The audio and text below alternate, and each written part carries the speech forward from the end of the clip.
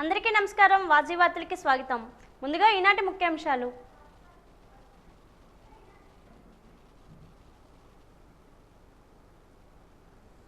Quit Jagan, save Rayalaseema. అసమర్థ ప్రభుత్వాన్ని తిప్పికొట్టాలి. రాయలసీమను రతనాల సీమగా మార్చే బాధ్యత తనపై ఉందన్న చంద్రబాబు.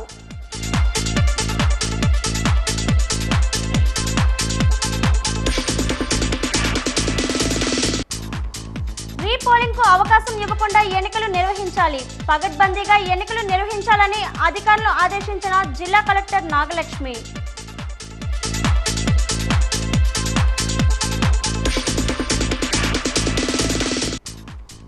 నలభై రెండేళ్ల రాజకీయ ప్రస్థానంలో ఉత్తాన పతనాలు చవిచూసిన కళా వెంకట్రావు. రాజకీయ మేరునగ శిఖరం కళా వెంకట్రావుపై వాజీ ప్రత్యేక కథనం.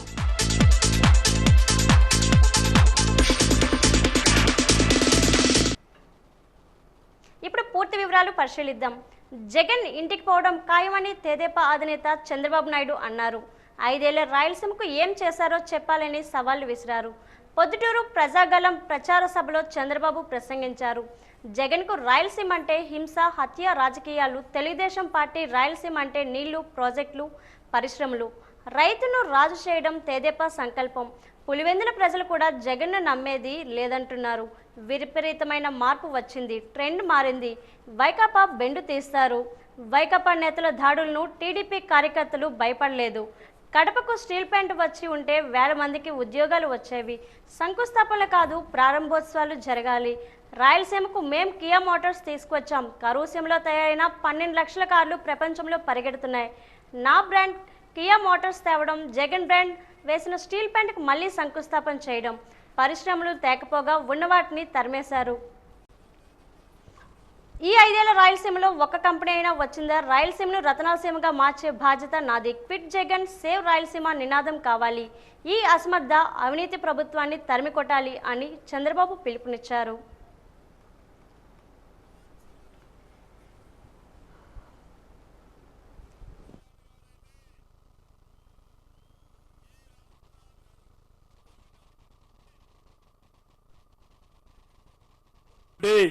కళ్ళబొల్లి మాటలొద్దు, సమాజాన్ని నాశనం చేసే కార్యక్రమాలు వద్దు. నీ వల్ల జాతి సర్వనాశనం అయిపోతా ఉంది. తెలుగు జాతి విచ్ఛిన్నం అయిపోతా ఉంది.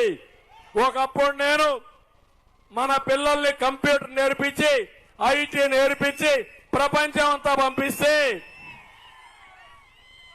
ఆ నాలెడ్జ్ ద్వారా ప్రపంచాన్ని జయించిన యువత ఇప్పుడు గంజాయి, జే బ్రాండ్, అదే మరిగా ఎక్కడికి డ్రగ్స్ కి అలవాటు పడిపోయి నిర్వీర్యం అయిపోతా ఉంటే బాధ లేదా తమ్ముళ్ళు అని అడుగుతున్నా. అదే నా బాధ, అదే నా ఆవేదన, అదే నా ఆక్రోశం, అదే నా కోపం.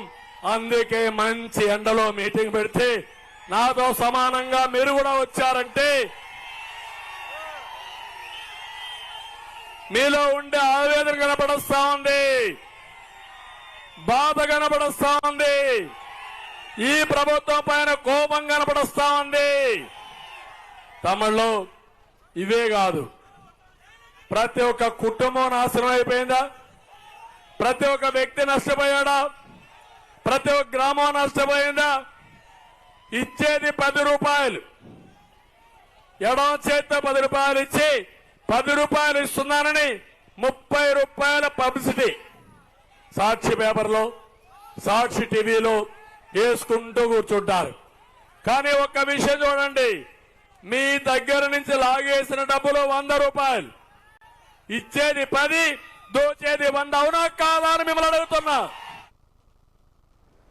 పచ్చి అబద్ధాలు చెప్పడంలో జగన్మోహన్ రెడ్డి పీహెచ్డీ చేశారని మాజీ మంత్రి దేవినేని ఉమామహేశ్వరరావు ఆగ్రహం వ్యక్తం చేశారు. ఈ రోజు ఎన్టీఆర్ భవన్లో ఏర్పాటు చేసిన విలేకరుల సమావేశంలో మాట్లాడుతూ, మొదటి 3 రోజులు జగన్మోహన్ రెడ్డి ప్రారంభించిన బస్సు యాత్ర తుస్యాత్ర అయిందని, జగన్మోహన్ రెడ్డి చెప్పిన అబద్ధాలనే మళ్లీ ప్రజలకు చెప్పి ప్రజలను ఆ అబద్ధాలు నమ్మించేందుకు విశ్వ ప్రయత్నం చేస్తున్నాడని అన్నారు.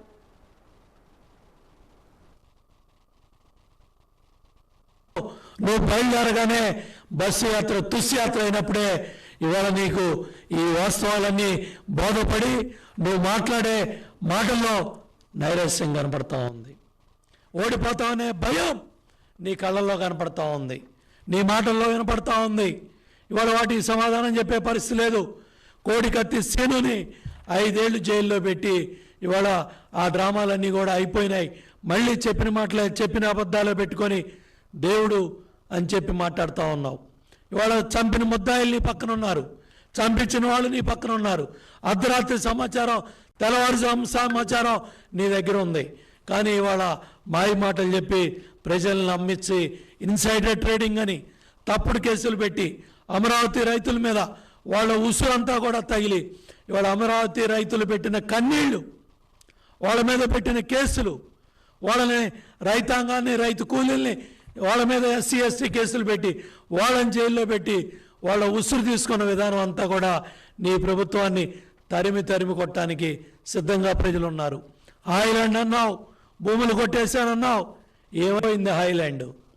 ఏమైపోయినా యాగ్రీ ఆ రోజు యాగ్రీ గోల్డ్ బాధితులకి 3 నెలల్లో వదిలిస్తానన్నావు, 6 నెలల్లో వదిలిస్తానన్నావు. ఏం చేశావు? ఆ బాధితుల్ని ఏం ఉద్ధరించావని చెప్పి నేను అడుగుతా ఉన్నా. అదేవిధంగా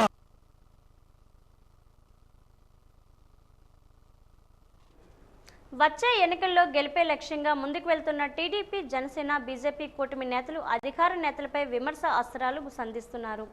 తాజాగా TDP senior leader Buddha Venkanna CM జగన్పై ఫైర్ అయ్యారు.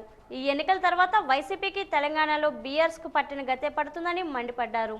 చంద్రబాబుకు దైవశక్తి అనుకూలిస్తుందని, చంద్రబాబు జైలుకు వెళ్తే చులకనగా మాట్లాడిన కేసీఆర్ కుటుంబం ఇప్పుడు ఇబ్బందులు ఎదుర్కొంటుందని ఘాటు వ్యాఖ్యలు చేశారు.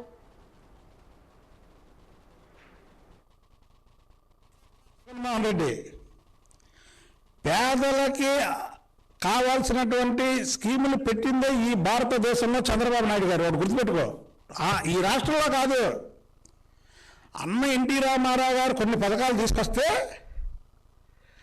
దాన్ని మించిన పథకాలు, దాన్ని మించిన నాకు చెప్పాను చూసారా, పేదవాడి పిల్లవాడి పేదవాడిగా ఉండకూడదు, వాడు సంపన్నుడు అవ్వాలని ఎన్నో స్కీములు తెచ్చినటువంటి ఘనత చంద్రబాబు నాయుడు గారిది. నువ్వు పేదల గురించి మాట్లాడితే దెయ్యాలు వేదాలు మళ్లించినట్టు ఉంది. దెయ్యాలు వేదాలు మళ్లిస్తే ఎలా ఉంటుందో అలా ఉంటుంది. ఎందుకు నువ్వు చేస్తున్నావు బస్సు యాత్ర, చంద్రబాబు నాయుడు గారు బస్సు యాత్ర చేస్తున్నాడు. ఒక్కసారి నీ బస్సును చంద్రబాబు నాయుడు గారి బస్సు ఫోటోలు ఒక్కసారి జనాలు చూపించు. ఎన్నికల కురుక్షేత్రం త్వరలోనే జరగనున్న నేపథ్యంలో రాజకీయ పార్టీలు తమ ప్రచారంతో హోరెత్తిస్తున్నాయి. అధికార ప్రతిపక్ష పార్టీలు, ప్రధాన నేతలు తమ ప్రసంగంతో ప్రజలను అయోమయంలో పడేస్తున్నారు. అధినేతల ప్రసంగాలు అత్యంతం పరనింద, ఆత్మస్థుతులకు పరిమితమైపోతున్నారు. ప్రజల్లో ధైర్యాన్ని కలిగించాల్సిన ప్రధాన పార్టీలు తమ ప్రసంగాల్లో ఆంధ్రప్రదేశ్ రాష్ట్రం ఇంకా వెనక్కిపోతుందని చెప్పడం విడ్డూరంగా ఉంది. ప్రధాన ప్రత్యర్థులు ఒకరి మీద ఒకరు విమర్శలు తీవ్రంగా చేసుకుంటున్నారు. ఎన్నికల కురుక్షేత్రం త్వరలోనే జరగనున్న నేపథ్యంలో రాజకీయ పార్టీలు తమ ప్రచారంతో హోరెత్తిస్తున్నాయి.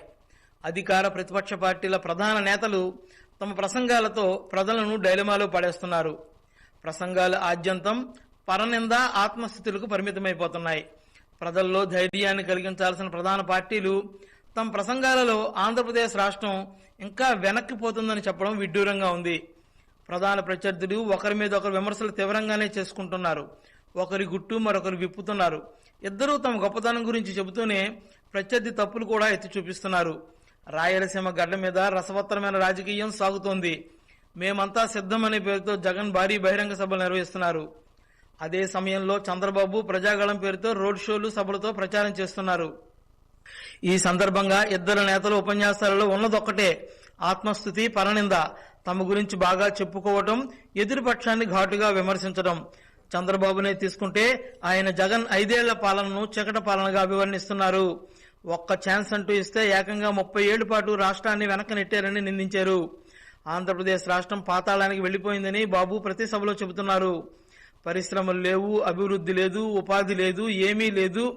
మరో ఛాన్స్ అంటూ ఇస్తే కనుక ఏపీని ఎవరు బాగు చేయలేరని బాబు తేల్చేశారు. ఇప్పుడే కాదు, మళ్ళీ భవిష్యత్తు కూడా మనమందరం అండగా ఉంటే తప్ప మీకేమీ చేయలేని ఆలోచన, దూరదృష్టితో నేను అందరం కలిసి ఈరోజు ఈ కలయిక చేశాం. మా కలయిక మా కోసరం కాదు, మీకోసరం, మీ పిల్లల కోసం, భావితరాల భవిష్యత్తు కోసం. విపత్తు జరగబోతుంది. ఆ విపత్తులో వైఎస్ఆర్ కాంగ్రెస్ పార్టీ బూడిదైపోతుంది, బసం అయిపోతుంది. నేను వస్తానే పరిశ్రమలు తీసుకొస్తా, పెట్టే వాళ్ళకి లీజులుంటాయి.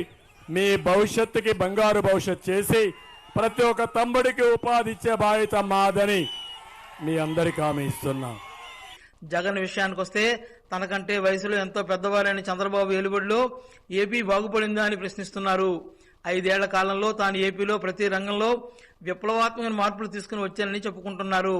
తాను తెచ్చిన ప్రతి మార్పు పల్లెల్లో కనిపిస్తోందని ప్రచారం చేసుకుంటున్నారు.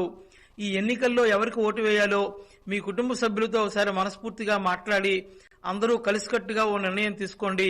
ఎందుకంటే ఈ ఎన్నికలు మీ తలరాతను మార్చబోతున్నాయని పదే పదే చెబుతున్నారు. పార్టీల పొత్తులతో బాబు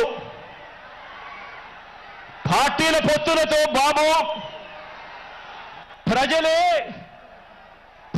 బలంగా మనము తలబడబోతా ఉన్న ఈ మహా సంగ్రామానికి మీరంతా కూడా సిద్ధమేనా అని అడుగుతా ఉన్నాను. ఎందుకంటే బాబు పేరు చెబితే గుర్తుకొచ్చే ఒక్క మంచి కూడా ప్రజల నోట్లో నుంచి వినపడదు. చంద్రబాబు పేరు చెబితే గుర్తుకొచ్చే ఒక్క స్కీము కూడా ప్రజల నోట్లో నుంచి వినపడదు, కనిపించదు. అందుకే పొత్తుల్లో భాగంగా ముందుగా ఒక ప్యాకేజీ ఇచ్చి ఒక దత్తపుత్రుని తెచ్చుకున్నాడు ఈ పెద్ద మనిషి చంద్రబాబు నాయుడు. ఆంధ్రప్రదేశ్ రాష్ట్ర పురోగతి అభివృద్ధిపై ప్రజల్లో ఎన్నో ఆలోచనలు, ఆశలు ఉన్నాయి. ప్రధాన ప్రత్యర్థులు ఇరువురు తమను గెలిపించకపోతే రాష్ట్రం అధోగతి పాలవుతుందని హెచ్చరించడంతో ప్రజలు డైలమాలో ఉన్నారు.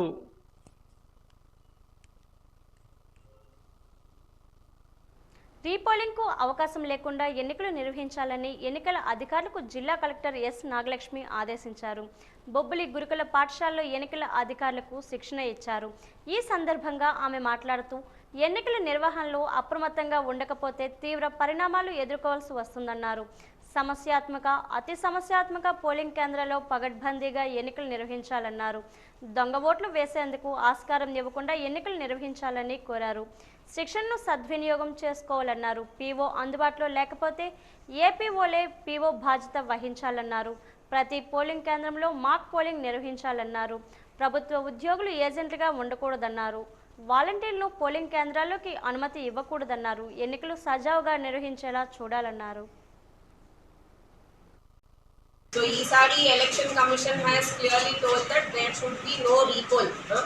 So, repoll ki ettuvanti avakasam manam ivvakudu. So, we cannot make any mistake. So, adi dayachesi ensure cheskondi. That criteria is non-negotiable andi. That is why I am saying your training and me reading rendu kuda chala important. You should be confident of the guidelines, procedures, etc. so that any situation which you face, can face it confidently and ensure that you have not made any mistake. So మన వల్ల తప్పు మాత్రం ఏం జరగకూడదు. So అది ఒకటి అందరూ కూడా జాగ్రత్తగా చూసుకోండి. రెండో పాయింట్, మనకి కొన్ని పోలింగ్ స్టేషన్స్లో క్రిటికల్ అని క్లాసిఫై చేసి web casting, videography, micro observer ముగ్గురు కూడా ఎక్స్ట్రా ఉంటారు. సో అలాంటి చోట వాళ్ళ డ్యూటీస్ ఏంటి అనేది కూడా మీకు తెలియాలి. Because they will be monitoring and seeing what activities going on in the polling station. అలాగే 50% పోలింగ్ స్టేషన్స్లో ఓన్లీ వెబ్ కాస్టింగ్ కూడా చేస్తున్నాము. సో అక్కడ కూడా మీ దగ్గర జరిగేవన్నీ కూడా మాకు పైన వరకు CEO office, state level control room వరకు కూడా అబ్జర్వ్ చేస్తూ ఉంటారు. తర్వాత మనకి కొన్ని పోలింగ్ స్టేషన్స్లో ఈసారి because of staff shortage we are giving only 5 polling personnel అంటే మీతో పాటు 5 మొత్తం. So wherever there are less than 800 voters, we are giving only 5 people polling party. Wherever there are more than 800 up to 1500, we are giving 6 people total అంటే PO, APO అందరినీ కలిపి. So దయచేసి మనకి ఇక్కడ ఈ డ్యూటీస్ ఆఫ్ పోలింగ్ ఆఫీసర్స్ వచ్చినప్పుడు ఇక్కడ చూపించే వీడియో కానీ అవన్నీ కూడా 6 మెంబర్ టీమ్ సంబంధించినవి. మేము 5 మెంబర్స్ కూడా మేము స్లైడ్లో ఇచ్చాము హౌ ఇట్ గెట్స్ మాడిఫైడ్ అనేది.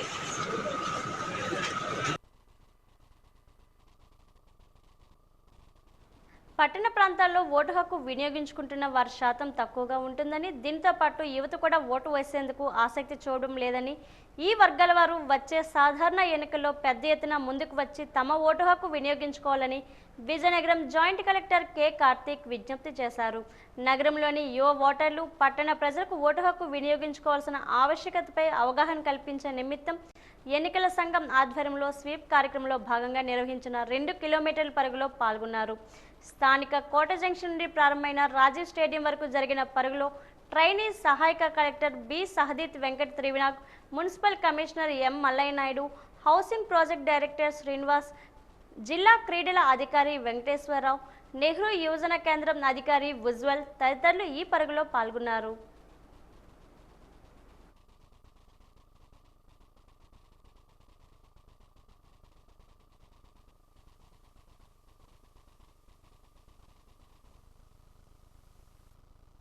కూడా ఓటు వేయించాలి అనే ఉద్దేశంతో స్వీప్ అనే యాక్టివిటీస్ కండక్ట్ చేయడం స్టార్ట్ చేసామండి. ఆల్రెడీ 2 వీక్స్ నుంచి కూడా వివిధ ర్యాలీలు, రీసెంట్గా అయితే డిసేబుల్డ్ కమ్యూనిటీతో ఒక ర్యాలీ, అదేవిధంగా రంగోలీ కాంపిటీషన్, మెహందీ కాంపిటీషన్, ఈ విధంగా అన్ని రకాలుగా ఓటర్లలో చైతన్యము పెంచాలి, ఓటర్ అవేర్నెస్ అనేది పెంచాలి అనే ఉద్దేశంతో ఈరోజు ఇక్కడ 2K ర్యాలీ కూడా చేయడం జరుగుతుంది. అయితే మేమందరం కూడా ఒకే నినాదాన్ని చాటాలి అనుకుంటున్నాము ఈ స్వీప్ ప్రోగ్రామ్ ద్వారా.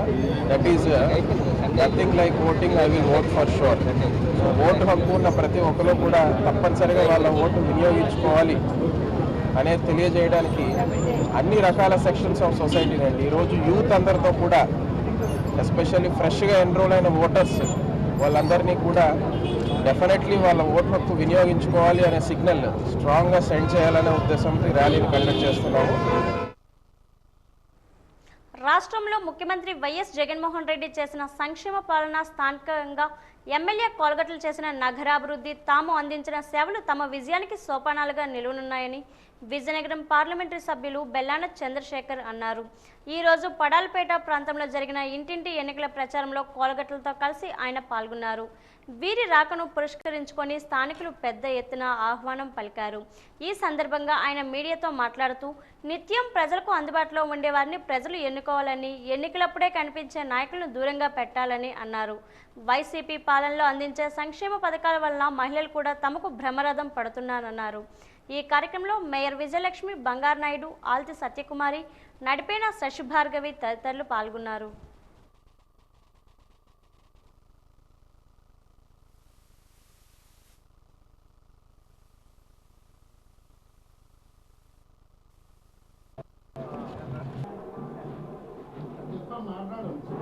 స్వాగతం పలుకుతూ ప్రతి విజయంగా కూడా పెద్ద ఎత్తున ఇవాళ ఫ్యాన్ గుర్తుకు ఓటేస్తాం, జగన్మోహన్ రెడ్డి గారు చేసిన సంక్షేమ కార్యక్రమాన్ని, అభివృద్ధి కార్యక్రమం చూసి ఓటేస్తామని చెప్పి ఇవాళ పెద్ద ఎత్తున కూడా మాతో పాటు అంత కూడా చూడడం జరుగుతుంది. ఇవాళ పరిస్థితులు చూసుకుంటే ఈ ఉత్తరాంధ్రకు సంబంధించి సుమారు 29 సీట్లు ఉంటాయి. 29 సీట్లు కూడాను వాళ్ళు 6 సీట్లు 7 సీట్లు బీసీలకు ఇచ్చి, మిగిలినవన్నీ కూడా ఓసీలకు ఇచ్చి, ఇక్కడ ఈ విజయనగరం జిల్లా కానీ, శ్రీకాకుళం జిల్లా కానీ, విశాఖపట్నం జిల్లా కానీ 3 జిల్లాలు కూడా బీసీలు ఎక్కువగా అధికంగా ఉన్న సీట్లోనే ఓసీలు నిలబెట్టి ఇవాళ ఎవరికైతే డబ్బులతోని ఓటర్స్ని ప్రభావం పెట్టాలి, ఓటర్స్ని కొనాలన్న ఆలోచనతోనే ఇవాళ తెలుగుదేశం నాయకులు, తెలుగుదేశం అధినాయకులు కూడా కనిపిస్తూ ఉన్నారు. ఈ సంక్షేమ కార్యక్రమాన్ని, అభివృద్ధి కార్యక్రమం ఇచ్చే కార్యక్రమాలు పెద్ద ఎత్తున చేస్తున్నా కనుక ప్రజలందరూ కూడా ఆమోదిస్తున్నారు. ప్రజలందరూ కూడా ఇవాళ జగన్మోహన్ రెడ్డి గారిని ముఖ్యమంత్రి కోరుకుంటున్నారు. ఇవాళ 170 స్థానాలు కూడా మరి శాసనసభ్యులు గెలిపించే కార్యక్రమం, 25 పార్లమెంట్ సభ్యులు ఉంటే 25 పార్లమెంట్ సభ్యులు కూడా మరి గెలిపించుకునే కార్యక్రమం ప్రజలందరూ కూడా ఉన్నారని చెప్పి మీ ద్వారా తెలియజేస్తాం. చీపురుపల్లి చీపురుపల్లి నియోజకవర్గం తెలుగుదేశం పార్టీ అసెంబ్లీ అభ్యర్థిగా కళా వెంకట్రావు పేరును అధిష్టానం ప్రకటించింది. దీంతో చాలా కాలంగా కొనసాగుతున్న ఉత్కంఠ వీడింది. కళా వెంకట్రావు 42 ఏళ్ల రాజకీయ ప్రస్థానం గురించి వాజీ ఛానల్ అందిస్తున్న ప్రత్యేక కథనం.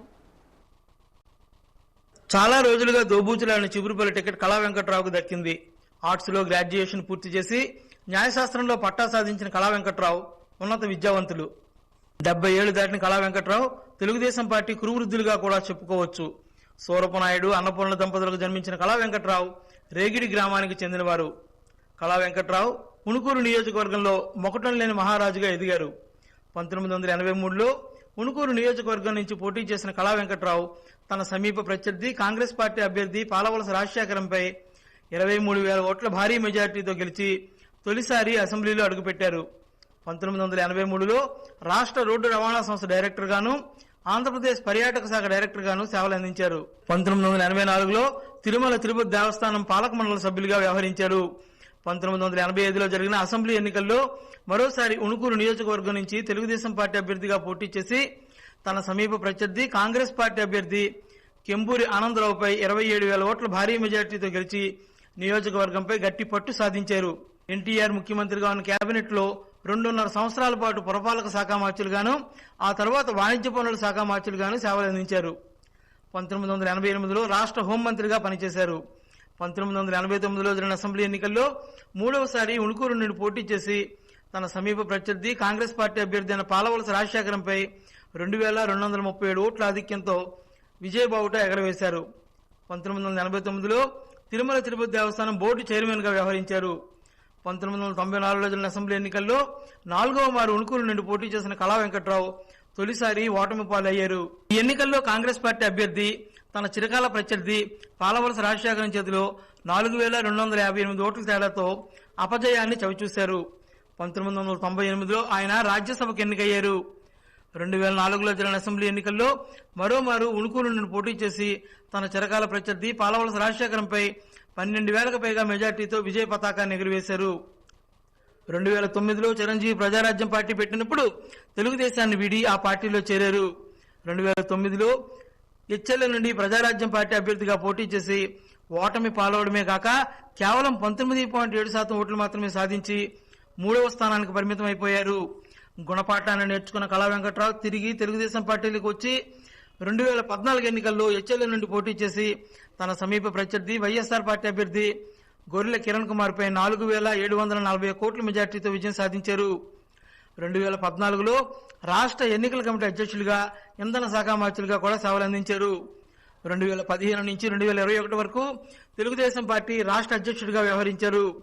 2019 ఎన్నికల్లో హెచ్ఎల్ నుండి పోటీ చేసిన కళా వెంకట్రావు తన ప్రత్యర్థి వైఎస్ఆర్ పార్టీ అభ్యర్థి గొర్రెల కిరణ్ కుమార్ చేతిలో 18,711 ఓట్ల భారీ తేడాతో ఓటమి పాలయ్యారు.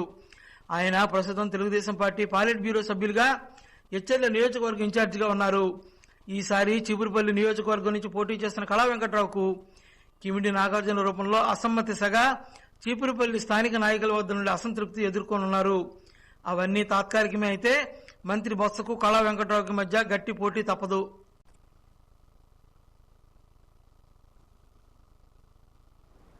తెలుగుదేశం నుండి వైఎస్ఆర్ పార్టీలోకి పలు కుటుంబాలు చేరాయి. విజయనగరం పట్టణంలో నారాయణపురం, పడాల్పేట గ్రామాలకు చెందిన పలువురు వైకాపా తీర్థం పుచ్చుకున్నారు. వైఎస్ఆర్సీపీ విజయనగరం నియోజకవర్గ అభ్యర్థి కోలగట్ల వీరభద్రస్వామి, ఎంపీ బెల్లాన చంద్రశేఖర్ సమక్షంలో వైకాపా తీర్థం పుచ్చుకున్నాయి. నూతనంలో ఈ పార్టీలోకి చేరిన వారికి పార్టీ కండువాలు కోలగట్ల బెల్లాన పార్టీలోకి సాదరంగా ఆహ్వానించారు. ఈ సందర్భంగా మండల పార్టీ అధ్యక్షుడు జమ్ము శ్రీను మాట్లాడుతూ కోలగట్ల వీరభద్రస్వామి అభివృద్ధిని చూసి వైకాపా నాయకుల నాయకత్వం నచ్చి ఈరోజు టీడీపీ, జనసేనకు చెందిన నాయకులు వైకాపా పార్టీలో చేరడం జరిగిందన్నారు. కొత్తగా చేరిన వారికి పార్టీలో సముచిత స్థానం కల్పిస్తామని ఈ సందర్భంగా ఆయన హామీ ఇచ్చారు. గ్రామాల దగ్గరకు వస్తే జమ్ము, నారాయణపురం, పరాలపేట ఈ చుట్టుపక్కల గ్రామాలైనా గతంలో తెలుగుదేశం గ్రామాలు గతంలో ఎన్నోసార్లు తెలుగుదేశం పట్టం కట్టేటప్పుడు కనీసం ఒక పని కూడా చేయని సందర్భంలో ఈ గ్రామంలో ఎక్కడ కూడా వాటర్ సదుపాయానికి ఎక్కడ లోటు లేకుండా 2 వాటర్ ట్యాంకులు ఇవ్వడం, ప్రతి ఒక్కరూ కూడా ఆ ఇంట్లో కష్ట నష్టాలు అందరికీ తెలుసుకుని ఎవరైతే నిరుపేదలు ఉన్నారో వాళ్ళందరినీ గుర్తించి సుమారు ఈ గ్రామాల్లో 900 గడప అయితే కనీసం 500 మందికి ఇల్లు పట్టాలి ఇప్పటికే మనం ఇచ్చి ఉన్నాం. ఇక్కడ అందరూ కూడా గౌరవ శాసనసభ్యులు పెద్దలు కోలగట్ల వీరభద్రం గారు కానీ ఎంపీ గారు బెల్లం చంద్రశేఖర్ కానీ వస్తున్నారు. తెలిసిన తర్వాత వాళ్ళందరూ కూడా తొండలుగా వాళ్ళందరూ కూడా వచ్చారు. మేము ఖచ్చితంగా చెబుతున్నాం, జమ్ము నారాయణపురం పల్లెపేట ఈ గ్రామాల్లో ఖచ్చితంగా తెలుగుదేశం పార్టీకి రేపు ఎక్కడ డిపాజిట్లు ఉండవు. ఈ నియోజకవర్గంలో ఖచ్చితంగా గౌరవ శాసనసభ్యులు పెద్దలు మా గురువు గారు కోలగట్ల వీరభద్రం గారు 20,000 నుంచి 25,000 మెజార్టీతో ఖచ్చితంగా గెలుస్తారు. గతంలో మరి ఎంపీ గారు 35,000 మెజార్టీతో, గతంలో 55,000 మెజార్టీ అయితే ఖచ్చితంగా 1,00,000 దాటే మెజార్టీ ఖచ్చితంగా వస్తుందని ఖచ్చితంగా గౌరవ శాసనసభ్యులు వారు కానీ ఎంపీ గారు కానీ ప్రజలు వాళ్ళు వస్తున్నారంటే తొండలు రావడమే దీనికి నిదర్శనం అని మరి తెలియజేస్తున్నాం. అలాగే ఇప్పుడు ఈ గ్రామం నుంచి తెలుగుదేశం పార్టీలో జనసేనలో ఉంటూ విసిగిపోయి వేసారు ఉన్న వాళ్ళందరూ కూడా మరి గౌరవ శాసనసభ్యులు వీరభద్రం అన్నయ్య ద్వారా అలాగే ఎంపీ గారి ద్వారా వస్తున్నారని తెలిసిన తర్వాత స్వచ్ఛందంగా వచ్చి తెలుగుదేశం పార్టీ జనసేన పార్టీ వీడి ఈ రోజు వైఎస్ఆర్ కాంగ్రెస్ పార్టీలో ఇక్కడున్న ఎంపీటీసీ, ఇక్కడున్న సర్పంచ్, అలాగే ఎక్స్ సర్పంచ్ జగ్నాయుడు గారు, ఇక్కడున్న వార్డు మెంబరు, ఇక్కడున్న పెద్దలు, ఇక్కడున్న కార్యకర్తలు, వార్డు మెంబర్లు, వైస్ ప్రెసిడెంట్ అందరి సమక్షంలో పెద్ద ఎత్తున చేరికలు జరుగుతున్నాయి. సుమారు 200 కుటుంబాలు వాళ్ళందరూ కూడా వచ్చి స్వచ్ఛంగా చేరుతున్నారని తెలియజేస్తున్నాం.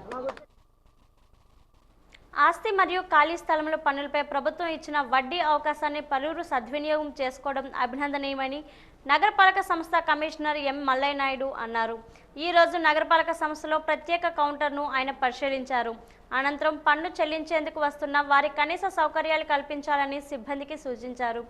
ఈ సందర్భంగా ఆయన మాట్లాడుతూ ప్రభుత్వం ఇచ్చిన ఏక మొత్తం చెల్లింపులో వడ్డీ రాయితీ విధానం పట్ల పలువురు ఆసక్తి చూపుతున్నారన్నారు. మొండి బకాయిలు కూడా వసూలు కావడం ఆహ్వానించదగ్గ పరిణామం అన్నారు. ఈ నెల 31 వరకు వడ్డీ రాయితీ విధానం అమల్లో ఉందని చెప్పారు. ఇందుకోసం ప్రత్యేక కౌంటర్లు కూడా ఏర్పాటు చేశామన్నారు. కావున ఆస్తి మరియు ఖాళీ స్థలంలో పన్నులను వడ్డీ రాయితీతో ఈ నెల 31వ తేదీలుగా చెల్లించాలని ప్రజలకు సూచించారు. వారు ఇచ్చిన వడ్డీ మాఫీ కార్యక్రమం ఏదైతే ఉందో ఈ మంత్ నుంచి స్టార్టింగ్ నుంచి ఇవ్వడం జరిగింది. సో దీంట్లో ఇప్పటి వరకు నగరపాలక సంస్థలో చాలామంది, సో అలాగే 22 సంవత్సరాల నుంచి పెండెన్సీలో ఉన్న ఆర్ఈవైస్ లాంటి సంస్థలు కూడా పేమెంట్ చేసి సారు, ఎందుకంటే ₹1,00,00,000 వరకు లబ్ధి పొందగలిగారు. సో కాబట్టి ఇంకా ఉన్నది 2 రోజులు కాబట్టి ప్రతి ఒక్కరు ఈ అవకాశం సద్వినియోగం చేసుకుంటారని విజయనగర ప్రజలందరికీ కూడా రిక్వెస్ట్ చేయడం జరుగుతుంది. ఎందుకంటే మీ ప్రాపర్టీ ట్యాక్స్ మీద కానీ వెహికల్ ల్యాండ్ ట్యాక్స్ పై కానీ ఉన్న వడ్డీ మాఫీ అనేది అవకాశం ఇవ్వడం జరిగింది. కాబట్టి ఈ అవకాశాన్ని సద్వినియోగం చేసుకొని ప్రతి ఒక్కరు కూడా తమ యొక్క వాటర్ ట్యాక్స్ కానీ వెహికల్ ల్యాండ్ ట్యాక్స్ కానీ మరియు నీటి పన్నులు ఏవైతే ఉన్నాయో అవన్నీ కూడా చెల్లించాల్సిందిగా కోరుతున్నాం. సో ప్రతి ఒక్కరు కూడా నగరపాలక సంస్థ అభివృద్ధిలో మీరు కూడా పాలు పంచుకోవాల్సిందిగా రిక్వెస్ట్ చేయడం జరుగుతుంది. సుమారు ఇప్పుడు వరకు ఈ నెలలో ₹7,89,00,000 వరకు ఇప్పటి వరకు కలెక్ట్ చేయడం జరిగింది. సో అదేవిధంగా ఈరోజు ఇప్పుడు వచ్చిన కలెక్షన్స్ 33 లక్షల వరకు ఇప్పటి వరకు అయింది. సో ఈరోజు కూడా ఒక 50 లక్షల పైన మేము కలెక్ట్ చేస్తామని అనుకుంటున్నాం. సో కాబట్టి లాస్ట్ రోజు రేపటి వరకు కూడా వెయిట్ చేద్దాం అనే అవకాశం కాకుండా ఆల్రెడీ రాష్ట్ర ప్రభుత్వం వారు ముందే మీకు వడ్డీ మాఫీ ఇచ్చారు. కాబట్టి రేపు సర్వర్ అది ఇబ్బంది పడే పరిస్థితి ఉంటుంది. సర్వర్ మీద ఇబ్బంది పడుతుంది. ఆల్రెడీ సచివాలయాలకు వెళ్తూ ఉంటే సో సర్వర్ పనిచేయట్లేదని పబ్లిక్ ఎక్కడికి వస్తున్నారు. సో కాబట్టి అటువంటి ఇబ్బంది అది కలగకుండా ఉండాలంటే కొంచెం ముందస్తుగా పేమెంట్ చేయడానికి రావాల్సింది కోరుతున్నాం. ఈరోజు కూడా మా కౌంటర్స్ అప్ టు 8 గంటల వరకు పనిచేస్తాయి. సో రేపైతే నైట్ అంతా 11 గంటల 50 నిమిషాల వరకు కూడా పనిచేయడానికి చర్యలు తీసుకుంటున్నాం. సో కాబట్టి ప్రతి కౌంటర్ కూడా పనిచేస్తుంది. అదేవిధంగా రేపు స్పెషల్గా ఇంకో 2 కౌంటర్లు కూడా ఓపెన్ చేయడం జరుగుతుంది. సో పుర ప్రజల సౌకర్యార్థం. సో కాబట్టి ఈ అవకాశం సద్వినియోగం చేసుకొని మీ ఏవైతే హౌస్ ట్యాక్స్ అయితే ఉందో, వాటర్ ట్యాక్స్ ఏదైతే ఉందో, అలాగే వెహికల్ ల్యాండ్ ట్యాక్స్ ఏదైతే ఉందో అవన్నీ కూడా పే చేసి నగరపాలక సంస్థ అభివృద్ధిలో పాల్పంచుకుంటారు కోరుతున్నాం. అలాగే దయచేసి లాస్ట్ అవర్లో వచ్చి మాకు అవ్వట్లేదండి, సర్వర్ అవ్వట్లేదు, ఇలాంటి అవ్వట్లేదు, మేము కట్టలేకపోయాము అనే ఇబ్బంది పడకుండా ఈరోజే పే చేసుకోవాల్సిందిగా రిక్వెస్ట్ చేస్తున్నాం. ఎంఆర్పీఎస్ అధ్యక్షుడు మందకృష్ణ మాదిగ చంద్రబాబుకు అమ్ముడుపోయారంటూ కొందరు మాదిగ సోదరులు కొన్ని పత్రికల వేదికగా ఆరోపించడాన్ని ఖండిస్తున్నామని ఎంఆర్పీఎస్ జిల్లా అధ్యక్షుడు భోగి శ్రీను మాదిగ అన్నారు. విజయనగరం అంబేద్కర్ సామాజిక భవనంలో ఈరోజు ఏర్పాటు చేసిన మీడియా సమావేశంలో ఆయన మాట్లాడారు. తమ నాయకుడు మందకృష్ణ మాదిగపై దుష్ప్రచారాలు చేయవద్దని కోరారు.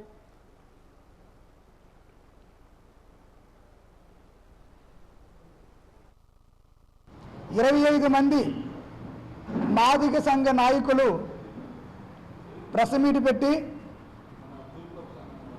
మణిశ్రీ మందకృష్ణన్న గారికి వ్యతిరేకముగా మా 25 మాదిగ సంఘ నాయకులు కూడా వైసీపీకి మేము అనుకూలంగా మాట్లాడుతూ ఉన్నాం. మా 25 సంఘ నాయకులందరూ వైసీపీకి అనుకూలంగా ఓటు వేయమని మేము చెప్తాం అనే విషయాన్ని ఈరోజు ప్రెస్ మీట్లో ద్వారా మీ సాక్షి పేపర్లో రావడం జరిగింది. ధన్యవాదాలు 25 మంది మాదిగ నాయకులకు కూడా. కానీ మీ 25 మంది నాయకులు కూడా ఒక్కొక్కరు కనీసం 1000 మందిని తెప్పించుకొని 25,000 మందితో మీరు ఒక మీటింగ్ పెట్టి ఒక బహిరంగ సభను ఏర్పాటు చేసుకొని జగన్మోహన్ రెడ్డి గారికి ఆ బహిరంగ సభకి ఆహ్వానించి వర్గీకరణకు అనుకూలంగా ఒక్క ప్రకటన చేసిన తర్వాత మీరు మాట్లాడుకుంటే ఈరోజు మిమ్మల్ని కూడా మేము నమ్మి ఉండేవాళ్ళం.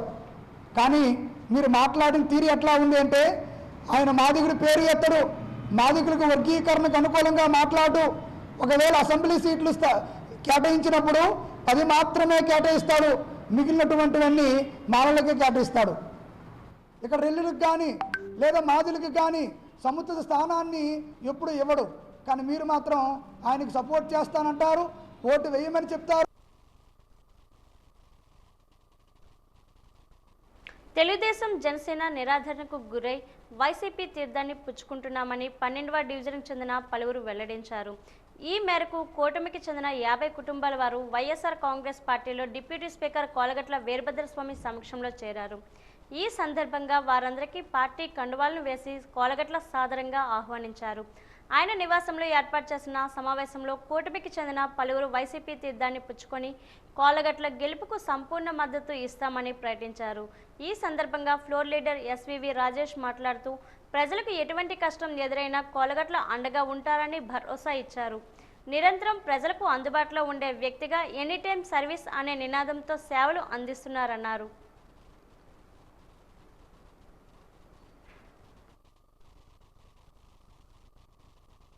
వీరభద్రస్వామి గారి కుటుంబ సభ్యులుగా మీరు అందరూ కూడా ఈ పార్టీలో జాయిన్ అవటం, స్వామన్నయ్య గారి నాయకత్వంలో మనందరం చేయటానికి మీరు అందరూ రావటం చాలా సంతోషం. స్వామన్నయ్యతో అనుబంధం ఎలా ఉంటుందో ఇక్కడ ఉన్న అందరూ నాయకులకి తెలుసు.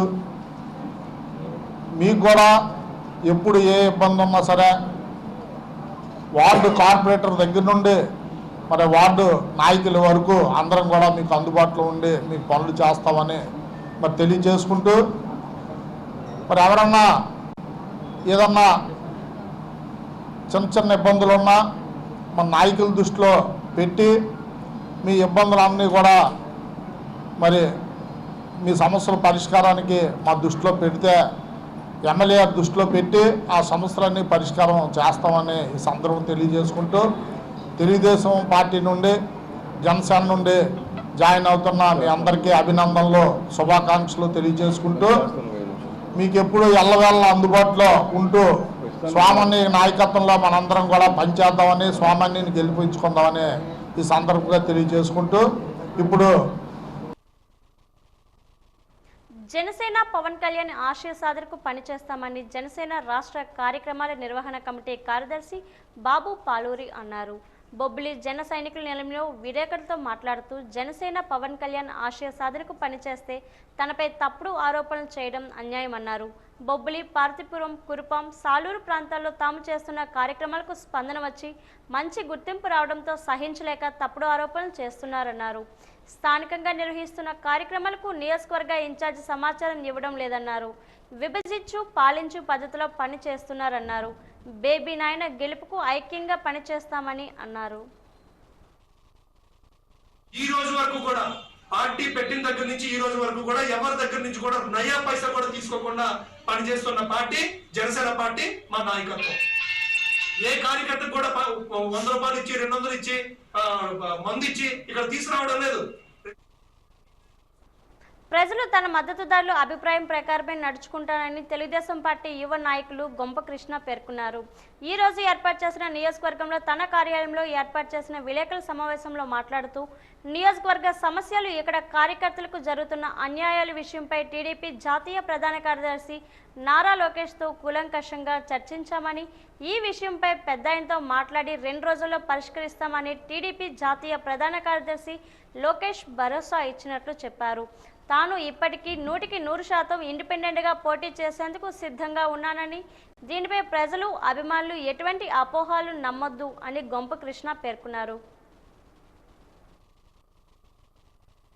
ఎందుకు తెలుగుదేశం పార్టీతో కలిసి పనిచేయలేకపోతున్నాం అనడానికి పూర్తి కారణాలని అతనికి వివరించడం జరిగింది.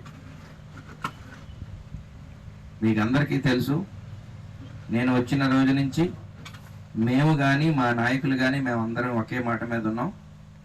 మేమందరం ఏం చెప్తున్నామంటే పార్టీ ఏం చెప్తే అది చేస్తుందని చెప్పాము. కలిసి పనిచేద్దామని 2 సంవత్సరాలుగా ప్రయత్నాలు చేస్తున్నాం. అయితే 2 సంవత్సరాల కాలంలో ఏ రోజు మాకు సానుకూల స్పందన రాలేదు. ప్రతి మీటింగ్లోనూ మేము ఒకటే చెప్తున్నాం, పార్టీ నిర్ణయాన్ని మేము గౌరవించి చేస్తాం, అందరం కలిసి పనిచేద్దాం రండి అని చెప్పిన తర్వాత కూడా ఈరోజు ఎవరైతే అభ్యర్థి ఉన్నారో ఒక్కగానంటే ఒక క్లిప్ చూపించండి, మేము పార్టీ అది నిర్ణయానికి కట్టుబడి పనిచేస్తాం, అందరం కలిసే పనిచేస్తాం అన్న చెప్పిన మాట ఏదైనా ఉంటే మేము. తన జీవితం అయితే చెడిపోయిందని తెలుగుదేశం పార్టీ చీపురుపల్లి నియోజకవర్గం నాయకులు కెమిడి నాగార్జున పేర్కొన్నారు. కార్యకర్తలు చూపించిన ప్రేమాభిమానాల వల్లే తన జీవితం చెడిపోయిందని అన్నారు. మీరు నాపై ఇంత ప్రేమాభిమానం చూపించుకుంటే ఉంటే తాను ఇక్కడి నుంచి వెళ్ళిపోయి ఉండేవారని అని గద్గద స్వరంతో అన్నారు. తనలోని వస్తున్న భావోద్వేగం కూడా ఒకందుకు మంచుకేనని అన్నారు. ఈ సందర్భంగా నాగార్జున కంటితడ పెట్టుకున్నారు.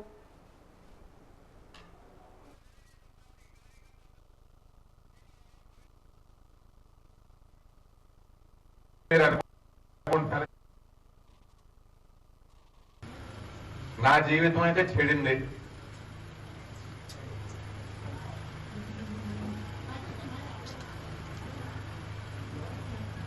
ఎవరి వల్ల చెడింది అని మీరు అనుకుంటున్నారో చెప్పగలరా? ఎక్కువ ఆలోచించకండి. ఎవరి గురించి చెడుగా మాట్లాడే వ్యక్తిని కాదు కాదు కాదు కాదు కాదు కాదు కాదు కాదు కాదు కాదు నా జీవితం ఎందుకు చెడింది అంటే మీరు చూపించిన ప్రేమాభిమానాల వల్ల.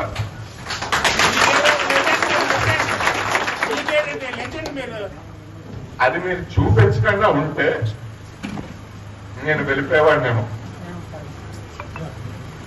అది మీరు చూపించకుండా ఉంటే ఇంత కష్టపడేవాడిని కాదు. అది మీరు చూపించకుండా ఉంటే జీవితంలో ఇంత కోల్పోయేవాడిని కాదేమో. భావోద్వేగం వస్తా ఉన్నా అది ఒక రకమైన మంచే కదా. ఎంతమందికి వస్తాయి ప్రేమాభిమానాలు? అందరికీ రావు, నాకు వచ్చాయి. గోపాలపురం నుంచి ఇందాక ఒకరు మాట్లాడడం అనేది జరిగింది. గెలిపోవటముల కోసం భయపడే వ్యక్తిని కాదు నేను. ఆ రకంగా భయపడి ఉంటే బొత్స సత్యనారాయణ ఉన్న నియోజకవర్గంలో, చిన్న శ్రీను ఉన్న నియోజకవర్గంలో, బెల్లాని చంద్రశేఖర్ ఉన్న నియోజకవర్గంలో నేను గెలుపు కోసం క్యాలిక్యులేషన్ చేసుకుని వెనక్కి తగ్గిపోయి ఉండేవాడిని. కానీ అది కూడా ఏమీ లేకుండా 4 సంవత్సరాల 10 నెలలు కూడా ప్రజల మధ్యలోనే ఉన్నాను, ప్రజల కోసమే ఉన్నాను. నాకు తెలిసి కూడా నేను ఏ రకమైన తప్పు చేయలేదు. ఇప్పుడు కూడా నేను ఒకే ఒక విషయం చెప్తాను. ప్రజలతో నా సత్సంబంధాలు ఏవైతే ఉన్నాయో, నా ఆలోచనలన్నీ కూడా ప్రజలకు తగ్గట్టుగానే ఉంటాయి. ప్రజల మధ్యలోనే ఉండాలని ఉంటాయి, ప్రజలతోనే ఉండాలి అని చెప్పి ఆ రకంగా ఉంటాయి. కాబట్టి ఈ రకంగా నా మనసులో ఉన్న ఆలోచనలన్నీ కూడా మీ అందరితో పాటు చెప్పుకోవడానికే మీ మధ్యలోకి రావడం అనేది జరిగింది, పిలవడం అనేది జరిగింది. నేను సాధారణంగా ఎక్కడ కూడా భావోద్వేగానికి లోనే వ్యక్తిని కాదు. చిన్న వయసులోనే చాలా చూశాను. నా జీవితంలో ఏమేమి జరుగుతూ ఉన్నాయన్నది మీ అందరికీ కూడా తెలుసు. మళ్ళీ మళ్ళీ చెప్పుకోవాల్సిన అవసరం లేదు. నేను భయపడే వ్యక్తిని కాదు, అంత ఈజీగా బాధపడే వ్యక్తిని కాదు. కేవలం నా లోపల ఉన్న భావోద్వేగం ఏదైతే ఉందో అది మాత్రమే బయటకు వచ్చింది అని చెప్పి ఈ సందర్భంగా నేను తెలియజేసుకుంటూ సెలవు తీసుకుంటున్నాను. వాజీవాతులు ముగించే ముందు ముఖ్యాంశాలు మరోసారి. Quit Jagan, save Rayalaseema. అసమర్థ ప్రభుత్వాన్ని తిప్పికొట్టాలి. రాయలసీమను రతనాల సీమగా మార్చే బాధ్యత తనపై ఉందన్న చంద్రబాబు.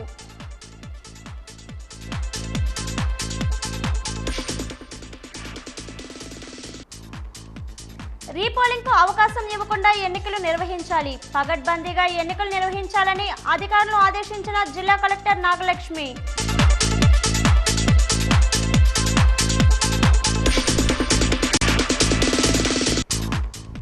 నలభై 42 రాజకీయ ప్రస్థానంలో ఉత్థాన పతనాలు చవిచూసిన కళా వెంకట్రావు. రాజకీయ మేరునగ శిఖరం కళా వెంకట్రావుపై వాజీ ప్రత్యేక కథనం.